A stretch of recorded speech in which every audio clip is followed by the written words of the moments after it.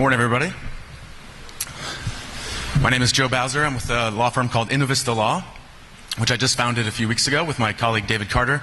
I had been at a large DC law firm for about 10 years, and we realized that we could drive better value for our clients if we went on our own, and it seemed odd that we were serving entrepreneurs but not being terribly entrepreneurial by serving our clients out of a big K Street law firm with Warhols on the walls and fancy K Street addresses. So we have moved up the block a few blocks and started our own firm called Innovista.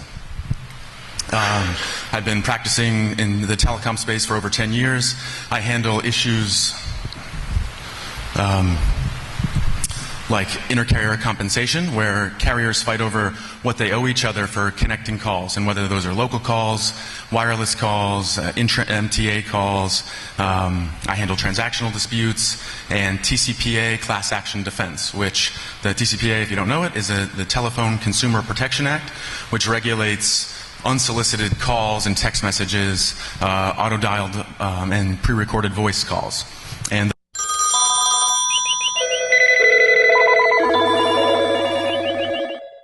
because the penalties are upwards of $16,000 per unsolicited call or text.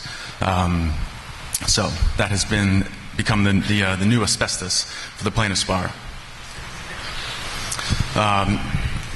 Darren has asked me to be neither frightening nor boring in talking about telecom law at 9:30 in the morning, which is pretty narrow goalposts, so I will do my best. But he asked that we talk about some of the sexier topics that are preoccupying the FCC right now, and one of those, I'm sure none of you are living under a rock, is the consolidation that's been going on and that Darren touched on yesterday, and he had a much slicker slide about AT&T essentially coming full circle. But I'll just kind of give a quick roundup of the dockets that are going on at the FCC. As everybody knows, the AT&T and T-Mobile deal was scuttled. We filed, on behalf of our clients, sorry.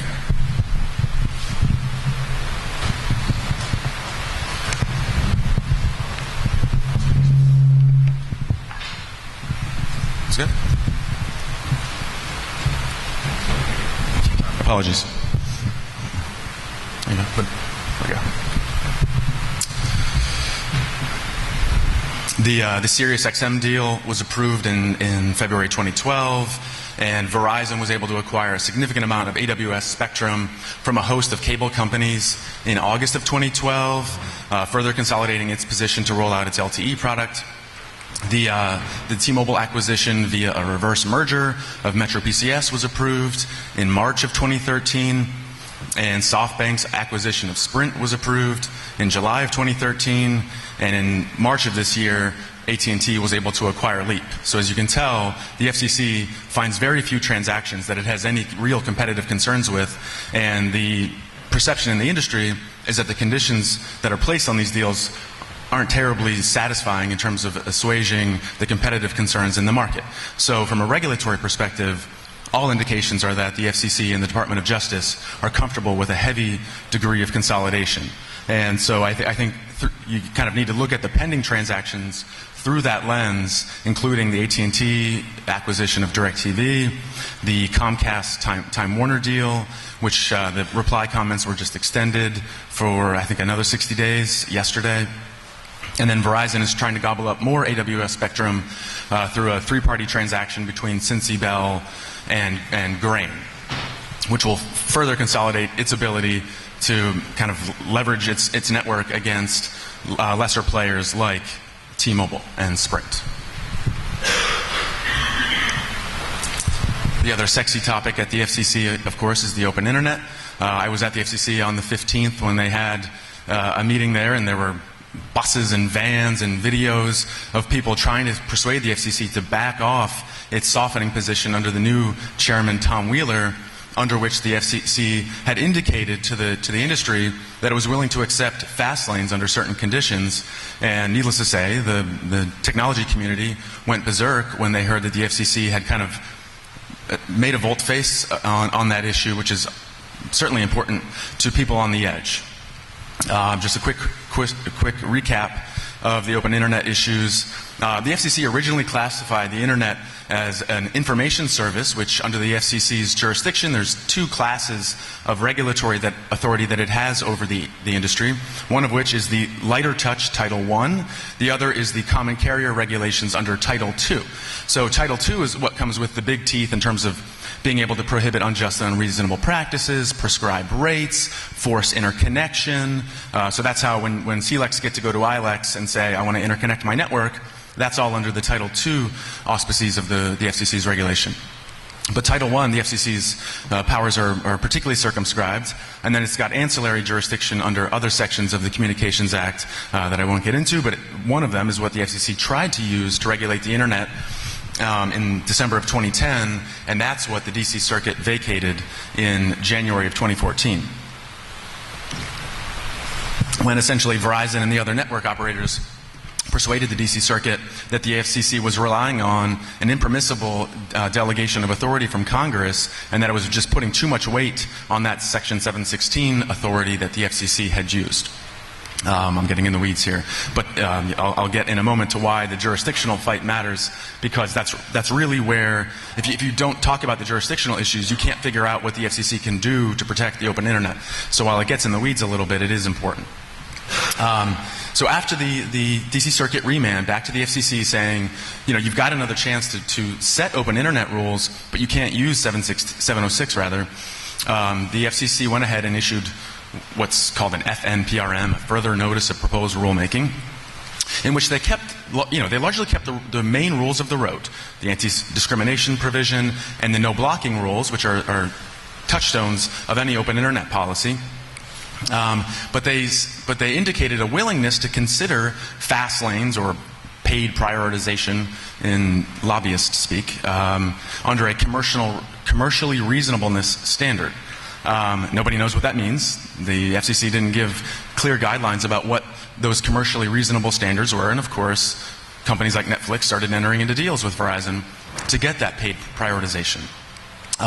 There was a lot of public outcry about that, and in September 2014, just a couple weeks ago, the FCC issued a blog post backing off of the paid prioritization rules and indicating that there were problems with that, and that it was still open to the rainbow of policy and legal options available to the Commission to regulate the open internet. So it looks like advocates of Title II authority over the internet, which again allows the FCC broader authority to establish open internet rules and prohibit discrimination, paid prioritization, and things like that, is gaining some steam again. And as I indicated a moment ago, these sections of the Communications Act do matter because it determines how much authority the FCC has. If it keeps Title I authority over the internet, the FCC has very little authority over preventing network operators like Verizon and Comcast from entering into these deals with the Netflix of the world to get your traffic to you faster or slower, and it obviously then impedes the progress of small startups and new offerings who can't afford that paid prioritization.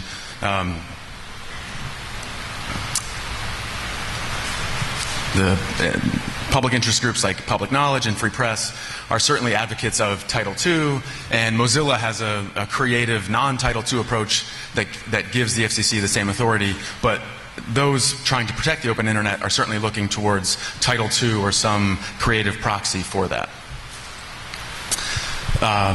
Okay, into the regulatory meat and potatoes. The 499, for those who don't know, is how you introduce yourself to the FCC. A lot of folks here who may already have their 499, this may be boring to you, and so I will violate Darren's admonition. So apologies, but for those of you who are just getting started, I think it's useful to have a quick primer on the regulatory hoops that you really should be thinking about when you're getting set up as a VoIP provider, selling service to end users, or even offering it on a wholesale basis. So the FCC regulates a broad spectrum of providers, and if you fit into any of these buckets listed here, whether it's interconnected or non-interconnected VoIP, mobile, local or inter-exchange service, long-distance service, conferencing, or even prepaid calling cards, the FCC expects you to register with it and USAC, the Universal Service Administration Company, to provide them basic information about who you are, and needless to say, they then use that information to bill you. There's a host of regulatory fees that apply depending on which of these buckets you fall under. So, the key distinction between whether someone is non-interconnected or interconnected VoIP is whether your service enables real-time two-way voice that can connect to the PSTN. The best way to think about it is Vonage, which is a substitute for a traditional Bell service, offers you that real-time two-way service. But if you're using Skype, incoming calls come in on your IP connection on your Skype client, and outbound calls you have to buy separately from Skype. So you can't make and receive calls on the same number. But given the model that 2600 Hertz has set up, although you can provision it to provide that kind of disambiguated service in a non-two-way fashion, the traditional client wants to have a single number for inbound and outbound calls, in which case the safe assumption is that those providers would be an interconnected VoIP provider, which determines which of the various regulatory fees that you should be thinking about in terms of both collecting from your end users and then remitting back to USAC. So USF applies to all of your interstate and international end user revenue. So it doesn't apply to local, it doesn't apply to intrastate, it doesn't apply to consulting services or support services, it doesn't apply to the gear that you sell them. You account for all of those buckets of revenue in various line items on your 499, but the USF fund fees are not accessible on those buckets. You have to segregate out your interstate and international end user revenue. Now, a lot of people say, I have a bundled service. I don't think about it like that, which is fair. And so the FCC has a safe harbor under which it's fine to assume that 64.9% of your revenue is attributable to interstate services. On mobile, they flip it around, and the safe harbor is something in the 30s because they assume, for whatever reason, that your mobile traffic is more likely to be local than long distance. So the way to think about it is everybody needs to register if you're an interconnect or even non-interconnected VoIP provider. But if you're interconnected VoIP, you have to pay into USF directly if you owe more than $10,000 in any given year.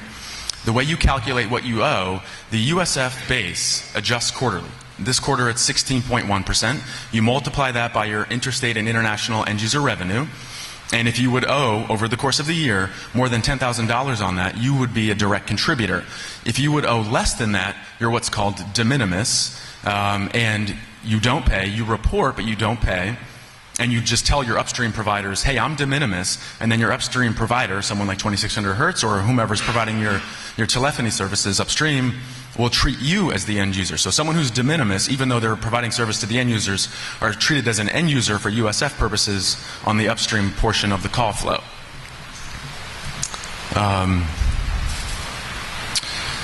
And 2600 Hertz. So USF is a federal animal. And in addition to that, I'm sure you've all seen on your invoices, you've got a panoply of state and local taxes.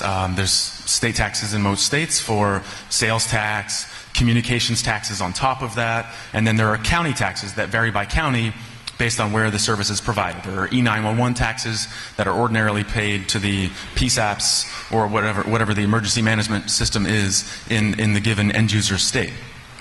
And 2600 Hertz is in the process of integrating a product from SureTax that'll make it a lot easier for you to be able to render those bills in a way that conforms with the varying taxing authorities' expectations about what you're going to collect, how to itemize it on your bills, and you don't have to run around trying to figure out, all right, I've got an end user in this county. What's that county tax? How often is it adjusting?